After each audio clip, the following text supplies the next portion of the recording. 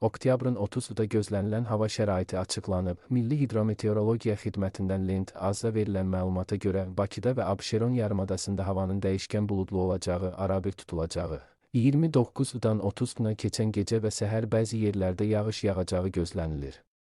Güclü şimal-qərb küləyi günün ikinci yarısında mülayimləşəcək. Havanın temperaturu gecə 12-14, gündüz 15-18 dərəcə isti olacaq. Atmosfer təzyiqi 762 mm civə sütunundan 770 mm civə sütununa yüksələcək.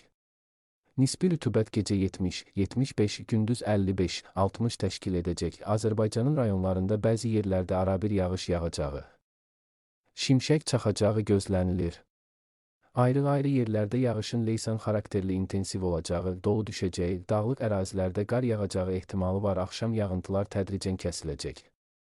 Bəzi yerlərdə arabir duman olacaq. Qərb küləyi ayrı-ayrı yerlərdə arabir güclənəcək. Havanın temperaturu gecə 10-14, gündüz 16-20, dağlarda gecə 1-5, gündüz 5-9 dərəcə isti olacaq.